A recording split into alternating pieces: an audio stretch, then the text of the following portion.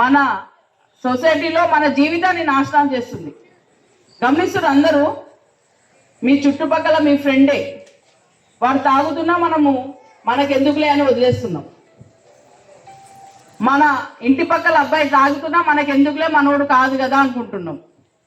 అవుట్స్కట్స్లో ఎవరో తాగుతుంటే మన ఏరియాలో మనకెందుకులే అనుకుంటున్నాం. కానీ ఆ విషయాలన్నీ మీరు 100 డయల్ చేసి కానీ, లోకల్ పోలీస్కి కానీ, లేదంటే విలేజ్ ఎల్డర్స్ ఎవరైనా ఉంటే వాళ్ళకి చెప్పడం కానీ, వాళ్ళ పేర్లు ఇవ్వడం కానీ చేయడం లేదు. అందుకే చాలా ఈజీగా, అంటే ఫస్ట్ డ్రగ్స్ అనేది ఎక్కడనో బాంబేలో లేకపోతే ఢిల్లీలో మహానగరాలలో ఉండేది.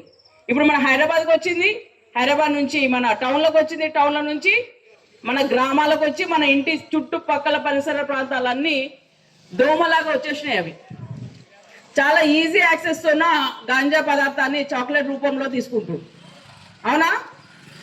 చాక్లెట్ లాగా అమ్మింది కదా మన కొత్తూరు దగ్గర, న్యూస్లో వచ్చింది కదా, స్కూల్ దగ్గర చాక్లెట్ రూపంలో అమ్ముతున్నారు అని. తెలియదా? న్యూస్ పేపర్ చదవట్లే, న్యూస్ వినట్లేదు మీరంతా. ఏం చూస్తారు మరి? ఫోన్లో ఏం చూస్తారు?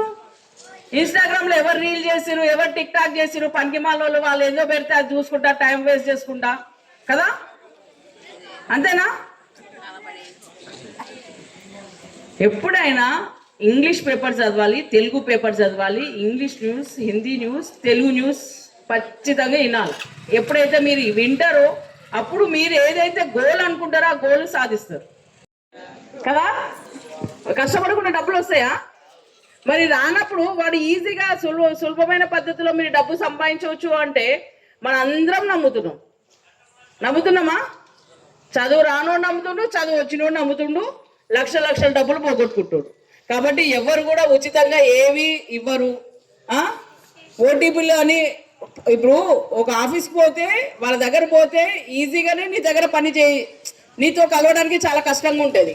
అది ఫోన్ చేసి నేను పలానా పోలీస్ని, నాకు కష్టం వచ్చింది, ఈ మధ్య ఇది ఒక కొత్త ట్రెండ్ అయింది, నేను పోలీస్ని, మా అబ్బాయికి ప్రాబ్లం వచ్చింది, నాకు కొంచెం డబ్బులు వేయండి. అరే నీవు ఎక్కడ పోలీసువి, ఏం కదా, కనీసం లోకల్ ఎస్ఐనైనా మాట్లాడాలి కదా. మాట్లాడలేదు. తెలిసిన కానిస్టేబుల్ ఎవరైనా ఉంటే వాళ్ళకన్నా ఫోన్ చేసి కనుక్కోవాలి కదా. లేదు, అట్లా లేకుండా డబ్బులు వేసేస్తున్నారు. ఒక ఐపీఎస్ ఆఫీసర్ అని చెప్పేసి మరీ వీడియో కాల్ చేసి చూపిస్తున్నారు. అవన్నీ ఫేక్. ఇప్పుడు ట్రెండ్ నడుస్తుంది పోలీస్ అని చెప్పేసి బాగా డబ్బులు దోచుకోవడానికి. అదంతా తప్పు. ఎవరు కూడా మీకు ఫోన్లు చేసి డబ్బులు ఇవ్వమని చెప్పేసి, లేకపోతే మీరు ఈ కేసులు ఇప్పుడు ఇట్లా పెడతారు, మీరు ఏ కేసులు ఉన్నారు, మీ ఫాదర్ వాళ్ళు వేరే కేసులు ఉన్నారు, లేకపోతే మీ బ్రదర్ ఇంకో కేసులు ఉన్నారు అని చెప్పేసి.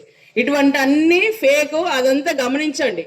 ఎవరు కూడా మీకు ఏదైనా ఉంటే లోకల్ పోలీస్ స్టేషన్ నుంచి కాల్ వస్తుంది. లోకల్ పోలీస్ స్టేషన్కి మీకు ఫిజికల్గానే పోయి ఏం ప్రాబ్లం ఉందా అనేది వాళ్ళకి పోయి కలవడానికి అవకాశం ఉందా లేదా? ఎంత దూరం ఉంటుంది చిలుకూరు మండలంకి? అన్ని విలేజ్లు మహా అంటే 10 కిలోమీటర్లు లాస్ట్. అవునా? 10 కిలోమీటర్లు మన ఎస్ఐ ఫోన్ చేసిందంటే ఈ ఎస్ఐ నెంబరేనా, ఇది మన ఇంకా వేరే వాళ్ళ నుంచి ఎక్కడి నుంచి వచ్చింది అనుకోండి, ఇది వాళ్ళు ఫలానా అని పోలీస్ స్టేషన్కి పోయి కనుక్కుంటే అది వాస్తవమా లేదా అనేది మీకు తెలుస్తుంది. కాబట్టి ఇటువంటి ఫోన్స్ ఎట్టి పరిస్థితుల్లో నమ్మొద్దు. మీరు మీ పేరెంట్స్కి చెప్పండి, మీ చుట్టుపక్కల వాళ్ళకి చెప్పండి, మీ ఎవరైతే ఇంకా స్కూల్లో ఇంకా వచ్చే వాళ్ళు పిల్లలు ఉంటారో వాళ్ళందరికీ చెప్పండి. ఈ ఫోన్ సంబంధించి ఎటువంటి విషయాలు కూడా ఎవరు మనకు ఫోన్ చేసినా అది ఫేక్ కింద పరిగణించి వదిలేయండి. అప్పుడు సైబర్ క్రైమ్కి గురి కాము.